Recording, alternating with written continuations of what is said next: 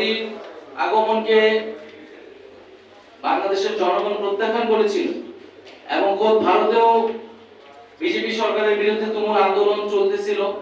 সেই সবকিছুকে তোয়াক্কা করে এদেশের জনগণের উপরে শেখ হাসিনা সরকারের যে পুলিশ এবং সন্ত্রাসী বাহিনী তারা নিপীড়ন চালায়। আমরা মনে করি যে আমরা সে একটা ভয়াবহ যুগ পার করে এসেছি, সময় পার করেছি। এবং আসলে যে গতকাল দেখলাম যে প্রথম স্বাধীনতা দ্বিতীয় স্বাধীনতা নিয়ে বিতর্ক, তা আমরা যারা গত 16 বছর আসলে এই ঘটনাগুলোর ভিকটিম ছিলাম, আমাদের কাছে এটা অবশ্যই স্বাধীনতা। 5ই আগস্ট আমরা আসলে নতুন করে স্বাধীন হয়েছি। যারা গত 15-16 বছর নির্যাতিত হয়েছে, নিপীড়িত হয়েছে, আর যাদের ব্যাংক ব্যালেন্স অক্ষুণ্ণ ছিল, যারা আপোষ করে বিরোধী রাজনীতি করেছে, তাদের কাছে হয়তো স্বাধীনতা মনে হয় না, কারণ তারা সবসময় হয়তো স্বাধীন ছিল, আগের আমলও ছিল, এখনো ছিল। তো তাদের কাছে প্রথম স্বাধীনতা গুরুত্বপূর্ণ না দ্বিতীয় স্বাধীনতা গুরুত্বপূর্ণ, তাদের কাছে হচ্ছে গুরুত্বপূর্ণ লুটপাটের স্বাধীনতা।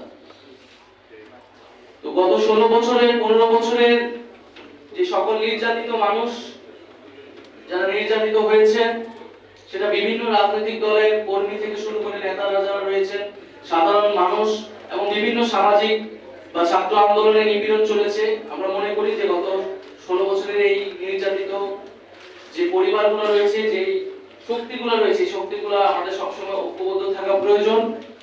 কারণ এই ঐক্যের শক্তির মাধ্যমে আমরা আওয়ামী ফ্যাসিজমকে আসলে প্রতিহত করেছিলাম।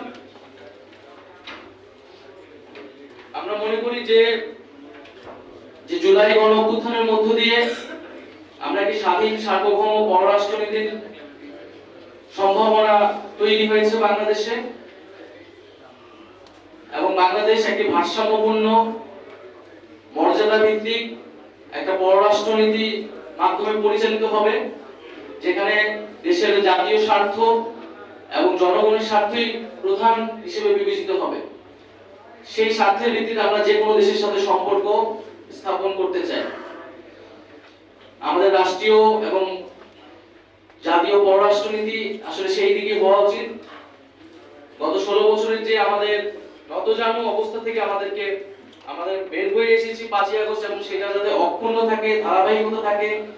সামনের দিনগুলোতে যেই সরকারে আসুক না কেন, একটা দেশের সরকার পরিবর্তন হয়, কিন্তু পররাষ্ট্রনীতি কিন্তু সহজে পরিবর্তন হয় না, কারণ এটা রাষ্ট্রের সাথে সম্পর্কিত, জনগণের সাথে সম্পর্কিত। কিন্তু আমরা দেখেছি যে আমাদের সরকার পরিবর্তনের সাথে, দলের পরিবর্তনের সাথে আমাদের পররাষ্ট্রনীতিও পরিবর্তন হয়ে যায়। তো আমরা বলবো যে আজকের এই আয়োজন থেকে যে ভারতের সাথে বাংলাদেশের সম্পর্ক ব্যাপারে আমরা এর আগেও স্পষ্ট করেছি যে সমতা, ন্যায্যতা এবং মর্যাদার ভিত্তিতে আমরা যে কোনো দেশের সাথে সম্পর্ক স্থাপন করতে আগ্রহী। ভারত প্রতিবেশী দেশ হিসেবে ভারতের সাথে আমাদের সেই ঐতিহাসিক, সাংস্কৃতিক এবং অর্থনৈতিক সম্পর্ক রয়েছে।